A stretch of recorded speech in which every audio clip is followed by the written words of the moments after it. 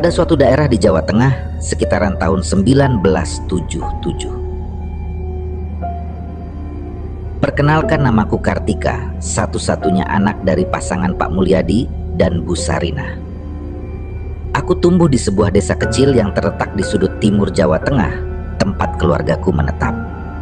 Ayahku menjalani profesinya sebagai seorang pengepul hasil bumi, sebuah pekerjaan yang membutuhkan ketekunan dan kerja keras. Kehidupan keluarga kami bisa dibilang cukup nyaman secara ekonomi, meski tentu saja segala yang kami miliki hanyalah titipan dari Yang Maha Kuasa. Dalam perjuangan panjang yang dilalui oleh ayah dan ibuku, berbagai rintangan dan cobaan kerap datang menghampiri, menguji ketangguhan dan kebijaksanaan mereka dalam mengarungi kehidupan. Kisah ini berawal dari pengalaman yang pernah diceritakan oleh ibuku, sebuah peristiwa yang terjadi ketika aku masih berada dalam kandungan. Waktu itu, ayah dan ibu sepakat untuk memulai kehidupan mandiri dengan menyewa rumah kontrakan. Sebelumnya, mereka tinggal bersama keluarga ayah sejak awal pernikahan, bahkan hingga ibuku mengandung diriku. Meskipun orang tua ayah tidak pernah mempermasalahkan keberadaan mereka, ayah merasa bahwa tinggal dalam satu atap dalam jangka waktu yang lama bisa saja menimbulkan konflik dan permasalahan keluarga yang tak diinginkan. Dengan tekad yang kuat, ayah memutuskan untuk melangkah lebih jauh dan berani memulai kehidupan baru agar masa depan keluarga kami bisa berkembang lebih baik. Kebetulan ada sebuah rumah kontrakan yang terletak tak terlalu jauh dari rumah orang tua ayah. Rumah itu sudah lama kosong selama kurang lebih 2 bulan karena pemiliknya memutuskan untuk merantau dan menetap di luar kota. Sewa rumah tersebut pun tergolong sangat murah, hanya Rp200.000 untuk 1 tahun penuh, harga yang sangat terjangkau untuk sebuah rumah di perkampungan saat itu. Setelah melalui proses negosiasi dan menilai kondisi rumah tersebut, ayah dan ibu akhirnya setuju untuk menyewa rumah itu dan memulai kehidupan baru di sana. Pada awalnya, tinggal di rumah kontrakan itu terasa biasa saja. Tidak ada hal aneh atau kejadian yang membuat mereka merasa terganggu. Namun, memasuki bulan ketiga, berbagai kejadian mistis mulai dialami oleh ibuku. Rumah yang mereka tempati sebenarnya hanyalah rumah sederhana khas pedesaan. Dindingnya terbuat dari tembok dan bentuknya memanjang dari depan hingga ke belakang. Waktu itu aliran listrik belum sampai ke desa kami, sehingga saat malam tiba, suasana desa menjadi sangat sunyi dan gelap. Untuk penerangan, setiap rumah termasuk rumah kontrakan kami hanya menggunakan lampu ublik yang diisi dengan minyak tanah. Hanya warga desa yang lebih mampu secara finansial yang bisa menggunakan lampu dari aki sebagai penerangan. Sementara itu, ayah dan ibu masih berada dalam tahap awal membangun rumah tangga, sehingga mereka belum memiliki fasilitas seperti itu. Ada satu hal yang cukup mencolok dari rumah kontrakan kami, yaitu pintu depan dan pintu belakang yang letaknya sejajar. Ciri khas ini membuat rumah kami sering disebut sebagai rumah lawang pancer, sebuah istilah yang dipercaya oleh masyarakat sekitar sebagai rumah yang rentan diganggu oleh makhluk tak kasat mata. Menurut mitos yang beredar, rumah dengan pintu depan dan belakang sejajar seringkali membawa kesialan bagi penghuninya. Mereka yang menempati rumah semacam itu konon akan mengalami gangguan dari makhluk gaib, menghadapi kesulitan dalam pekerjaan, atau bahkan mengalami keretakan dalam hubungan rumah tangga. Terlepas dari benar atau tidaknya mitos tersebut, yang jelas selama tinggal di sana, ayah dan ibu sering mengalami kejadian-kejadian yang tak bisa dijelaskan dengan akal sehat, seolah-olah ada sesuatu yang ingin mengingatkan mereka bahwa mereka tidak sepenuhnya sendiri di rumah itu. Keanehan pertama yang dialami ibu selama mereka tinggal di rumah kontrakan itu terjadi ketika ibu sedang mengandung. Saat itu, ayah sering pergi untuk mengantarkan barang ke daerah Jakarta, sehingga ibu kerap kali ditinggal sendirian di rumah. Kala maghrib tiba, ibu yang tengah mengandung memasuki rumah dan mengunci pintu dengan rapat. Dengan penuh kehati-hatian, ia menyalakan lampu ublik berbahan minyak tanah yang menjadi satu-satunya sumber penerangan di dalam rumah itu. Suasana seketika terasa tenang, seolah malam itu akan berlalu tanpa gangguan apapun.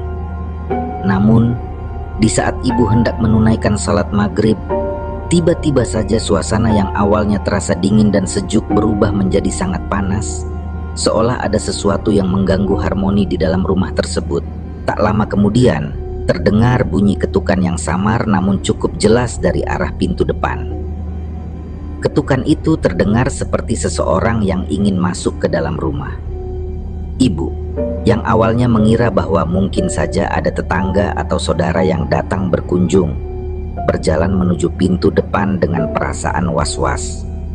Saat ia mendekati pintu, melalui celah jendela, ibu menangkap sekelebat bayangan. Bayangan itu bergerak cepat, namun cukup jelas untuk membuat bulu kuduknya berdiri. Ibu berhenti sejenak, berusaha menenangkan diri sambil mencoba memastikan siapa yang berada di luar.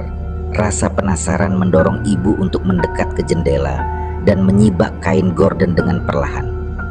Namun, saat ia mengintip keluar, tidak ada seorang pun yang tampak. Perasaan lega dan bingung bercampur menjadi satu, membuat ibu memutuskan untuk mengurungkan niat membuka pintu.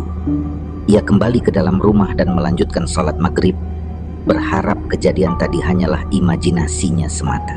Tetapi suasana kembali berubah saat ibu tengah berdoa setelah salat. Ketukan di pintu kembali terdengar, kali ini lebih keras dan lebih mendesak, seakan-akan ada yang benar-benar ingin masuk. Ibu yang sudah merasa ketakutan berusaha mengabaikan suara itu.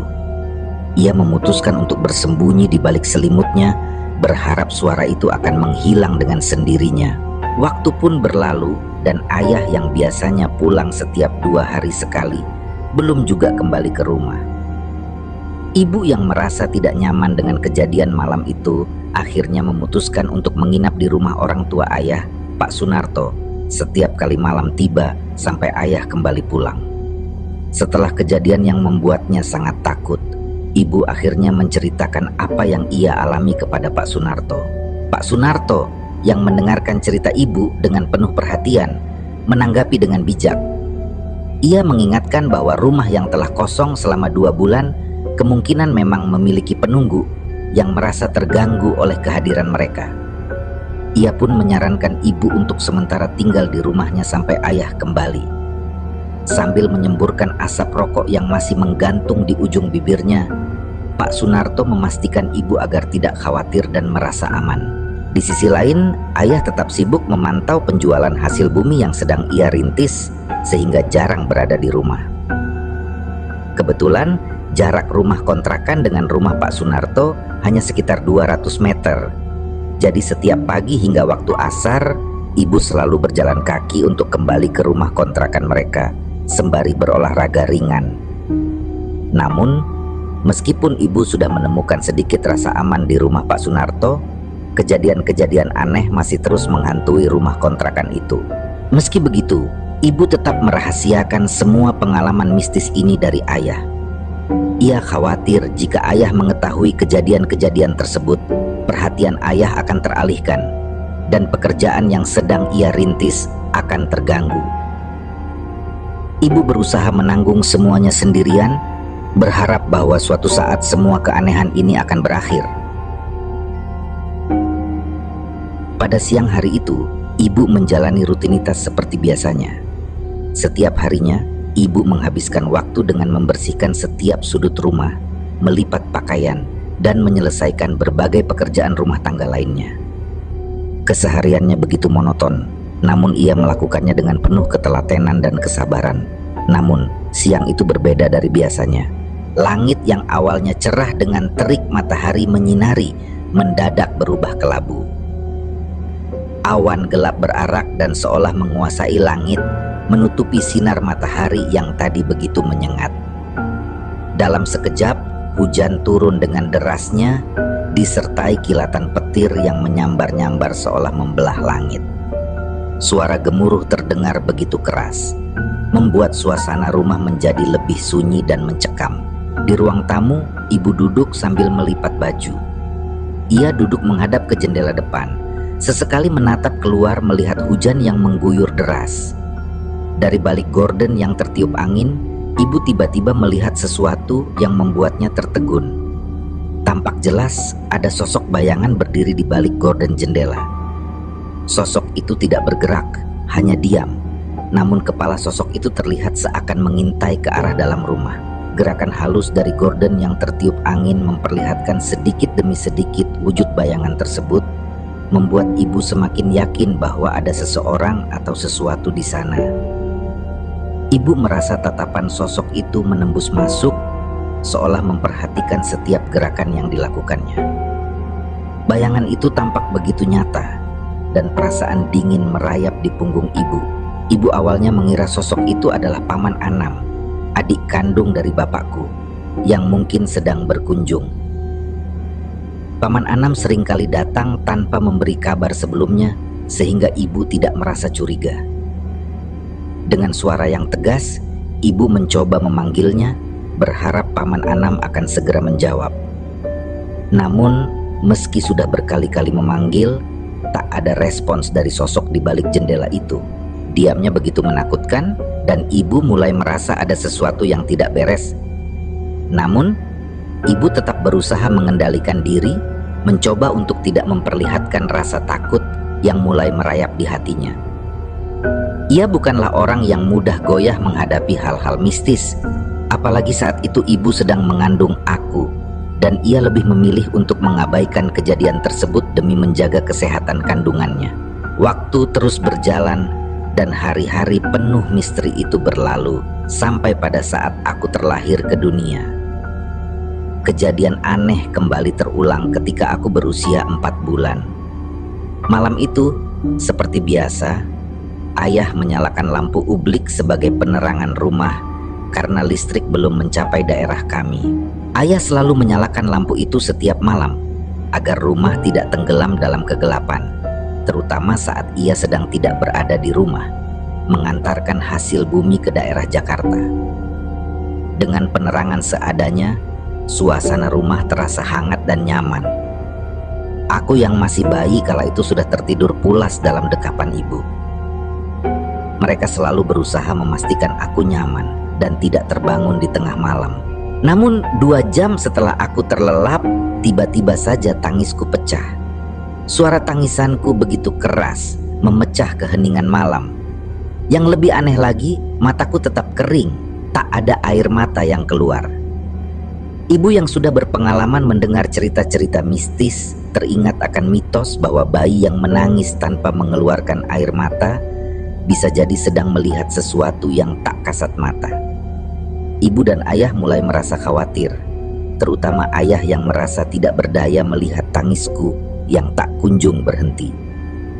Rasa cemas menyelimuti wajahnya karena ia tahu betapa rentannya bayi sepertiku terhadap hal-hal gaib.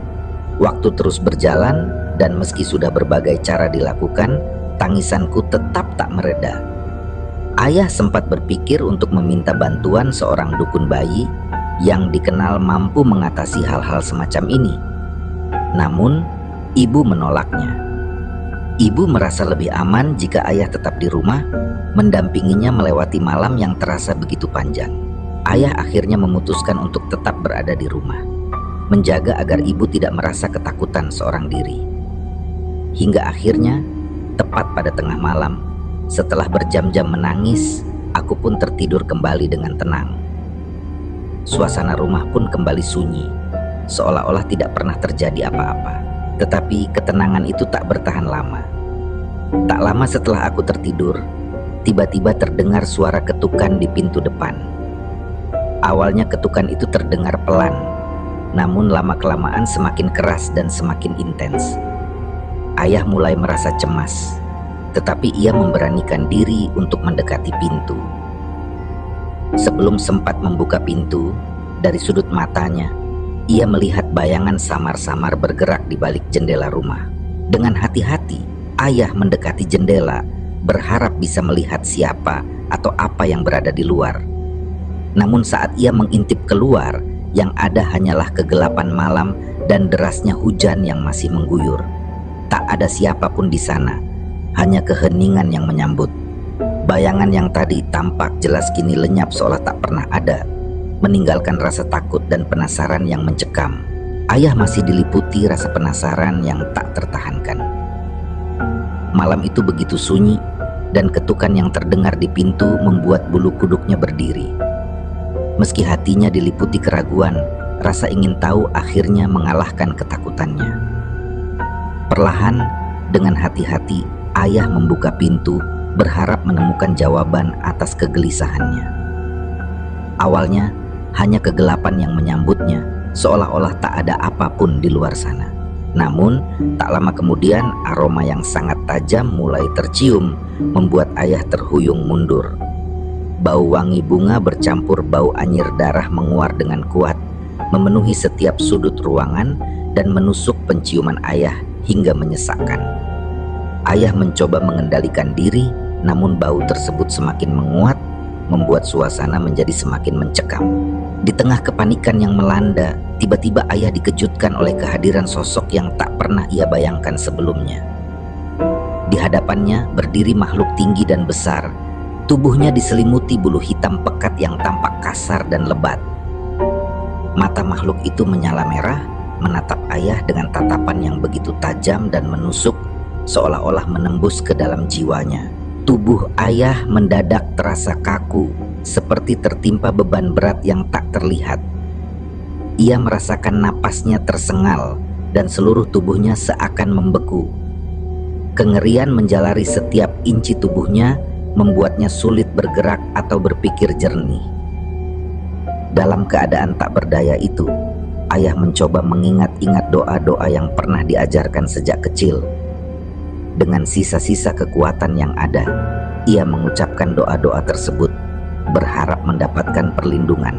Perlahan-lahan suara doa yang lirih itu membangkitkan keberanian dalam dirinya, dan tanpa disangka, sosok mengerikan itu menghilang begitu saja, lenyap di balik kegelapan malam. Ayah akhirnya mampu menggerakkan tubuhnya kembali, meski rasa takut masih menguasainya. Ayah segera menutup pintu dengan gemetar, berusaha mengendalikan dirinya. Namun sebelum ia sempat merasa lega, bahu kirinya terasa berat, seolah-olah ada sesuatu yang memegangnya. Perlahan, dengan perasaan ngeri yang tak tertahankan, ayah melirik ke arah pundaknya. Di sana, ia melihat tangan besar yang ditutupi bulu hitam pekat sedang mencengkeram pundaknya dengan kuat. Rasa dingin menjalari tubuhnya, membuat seluruh darah dalam tubuhnya seakan berhenti mengalir. Tanpa pikir panjang, ayah berlari masuk ke dalam rumah, napasnya tersengal dan hatinya berdebar kencang. Ia berlari menuju kamar, menutup pintu dengan tergesa-gesa, lalu menjatuhkan diri ke atas ranjang di samping ibu yang tengah tertidur. Ibu yang terbangun karena suara gaduh itu melihat ayah terbaring dengan napas tersengal-sengal dan tubuh gemetar. Rasa panik dan cemas menyelimuti ibu saat melihat kondisi ayah yang begitu pucat. Meskipun ibu ingin tahu apa yang telah terjadi, ayah hanya diam tanpa mengucapkan sepatah kata pun. Ia memilih memendam ketakutannya, menyimpan pengalaman mengerikan itu dalam diamnya.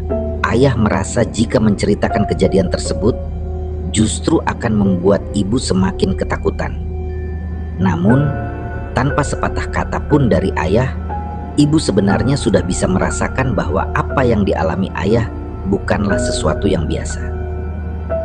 Ibu tahu, ketukan yang terdengar malam itu bukan berasal dari manusia, melainkan dari sesuatu yang tak kasat mata, sesuatu yang mengintai mereka dari kegelapan. Sejak kejadian itu, suasana di rumah menjadi semakin mencekam. Kejadian demi kejadian aneh terus menghantui mereka, membuat ayah dan ibu semakin merasa tidak nyaman. Teror yang muncul di setiap malam membuat mereka merasa was-was dan takut, terutama terhadap keselamatan bayi yang saat itu masih rentan dan butuh perlindungan. Ayah mulai merasakan kelelahan yang amat sangat, bukan hanya dari pekerjaannya, tetapi juga dari beban pikiran yang terus menghantui. Setiap kali ia meninggalkan rumah untuk bekerja, hatinya selalu diliputi kecemasan, membayangkan bagaimana ibu dan aku yang masih bayi harus berhadapan dengan kejadian-kejadian aneh itu sendirian. Rasa takut dan kekhawatiran itu terus membayanginya, membuatnya berpikir apakah keputusan untuk tinggal di rumah itu adalah kesalahan terbesar yang pernah ia buat. Ayah merasa semakin terdesak dengan situasi yang mereka hadapi di rumah kontrakan itu. Meski awalnya ia berusaha menepis semua kegelisahan dan kekhawatiran yang dirasakannya, kenyataan yang dihadapi oleh keluarganya tidak bisa diabaikan begitu saja. Seiring berjalannya waktu, berbagai kejadian aneh dan tidak nyaman yang terus meneror mereka membuat ayah berpikir lebih dalam tentang apa yang sebenarnya sedang terjadi. Bagi ayah, kenyamanan dan keselamatan keluarganya adalah yang utama, dan jika rumah itu memang menjadi sumber masalah, keputusan untuk meninggalkan tempat itu harus segera diambil. Toh, rumah itu hanyalah sebuah tempat tinggal sementara, dan mereka masih memiliki pilihan untuk mencari tempat lain yang lebih aman. Namun, sebelum mengambil langkah besar seperti itu, ayah memutuskan untuk mencari penjelasan dan solusi yang lebih konkret. Ia berharap mungkin masih ada cara untuk menghadapi semua gangguan ini tanpa harus berpindah tempat. Pagi itu, ayah bertekad untuk mencari pencerahan dengan menemui salah satu sosok yang dikenal luas oleh masyarakat sebagai orang yang memiliki pemahaman mendalam tentang dunia gaib.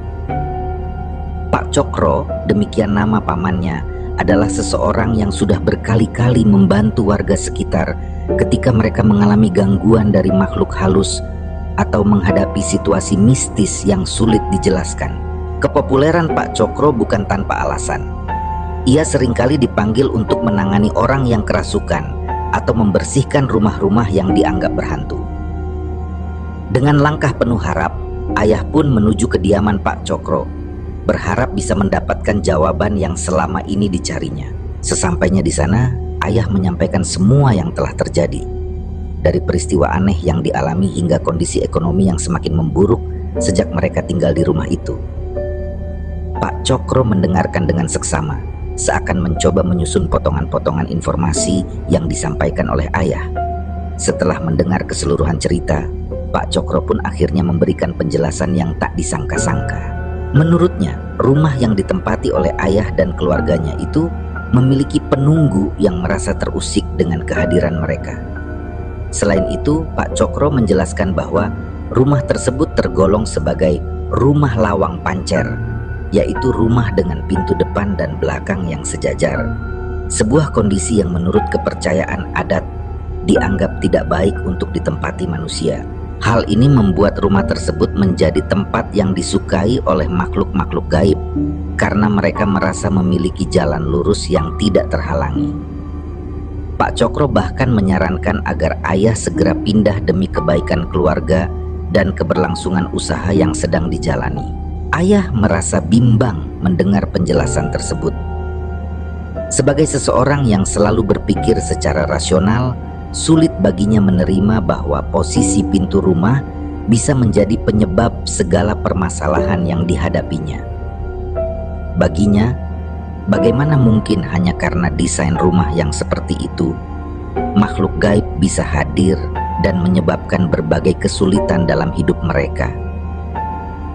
Namun, semakin ia mencoba untuk menyangkal, ingatannya kembali pada berbagai kejadian yang telah mereka alami selama tinggal di rumah itu. Usaha yang dijalankannya yang seharusnya berkembang justru terus mengalami kerugian dan hambatan yang seakan tak ada habisnya.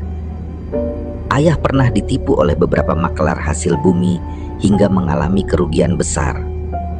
Beberapa kali modal yang dikeluarkannya pun tak pernah kembali, membuat usahanya nyaris bangkrut. Selama 1 tahun penuh mereka tinggal di rumah itu, ayah merasa tak pernah merasakan kemajuan, bahkan situasi usaha keluarga semakin memburuk. Pengalaman ini akhirnya membuat ayah mulai mempertimbangkan kata-kata Pak Cokro. Meskipun masih ada sedikit keraguan di dalam hatinya, ia tidak bisa mengabaikan fakta bahwa sejak tinggal di rumah itu, hidup mereka justru dipenuhi dengan kesulitan dan ketidakberuntungan. Kegagalan demi kegagalan yang ia alami seakan menjadi bukti nyata bahwa ada sesuatu yang tidak beres.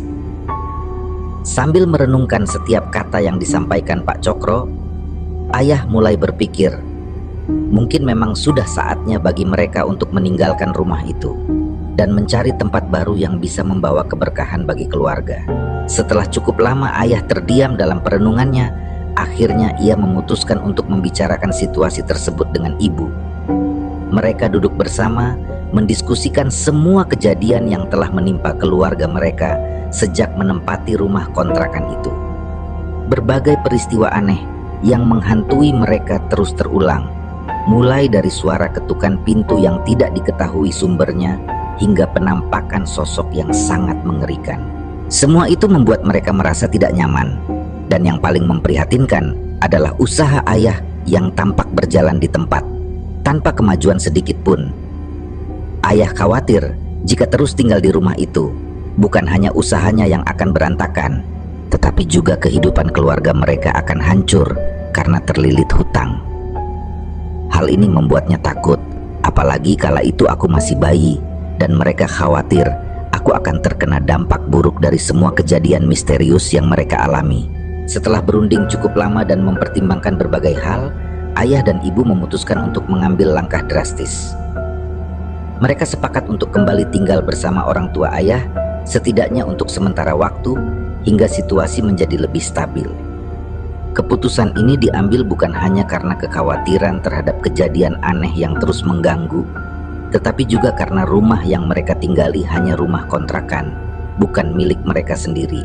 Lebih baik, pikir mereka, mencari tempat yang lebih aman daripada terus tinggal di sana dengan risiko yang tak bisa diprediksi. Selain itu, mereka merasa masa depan keluarga akan lebih baik jika mereka menjauh dari rumah tersebut sebelum semuanya benar-benar memburuk. Sebelum pindah, ayah merasa perlu berpamitan kepada pemilik rumah yang kebetulan sedang pulang kampung saat itu. Dalam pertemuan tersebut, ayah menceritakan semua kejadian aneh yang mereka alami selama tinggal di rumah itu. Ia berharap dengan memberikan informasi ini, pemilik rumah, Pak Juniarto, akan bisa mengambil tindakan, baik untuk mengusir gangguan yang ada, atau mungkin melakukan renovasi besar-besaran untuk mengubah suasana rumah. Harapannya adalah agar penghuni berikutnya tidak mengalami nasib yang sama seperti yang mereka rasakan selama tinggal di sana. Semua pengalaman yang mereka alami di rumah itu menjadi kenangan yang tidak pernah bisa mereka lupakan. Teror dari makhluk tak kasat mata dan hampir bangkrutnya usaha ayah membuat mereka semakin percaya pada mitos yang beredar tentang rumah dengan lawang pancer. Meski demikian, mereka masih belum yakin sepenuhnya apakah semua itu hanya kebetulan atau memang benar bahwa mitos tersebut memiliki kebenaran di baliknya. Namun yang jelas, keputusan mereka untuk pindah tampak membawa perubahan yang signifikan.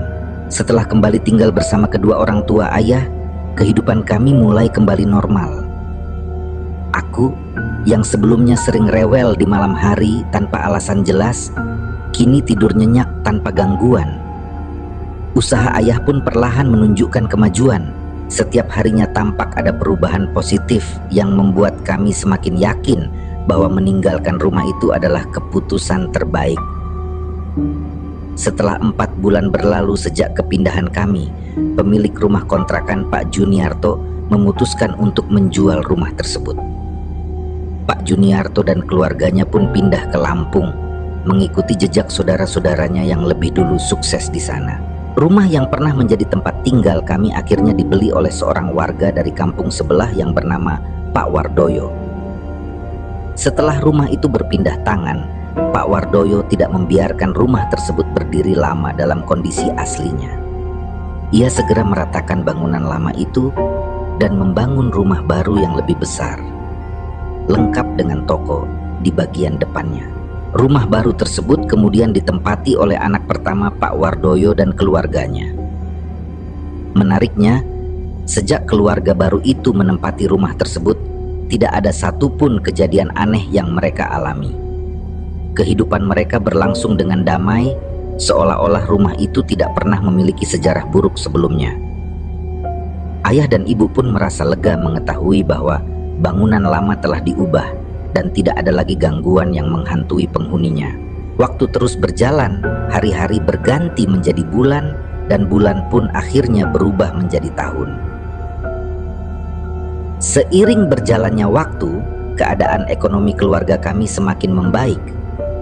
Ketika aku sudah memasuki bangku sekolah dasar, ayah dan ibu telah berhasil menabung cukup banyak. Dengan tabungan itu, mereka akhirnya mampu membeli sebidang tanah dan membangun rumah sendiri.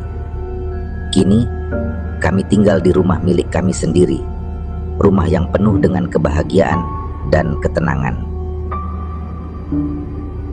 Demikianlah kisah yang kami bawakan ini, semoga dapat menghibur. Terima kasih telah menonton video kami dan sampai jumpa lagi di kisah kami selanjutnya.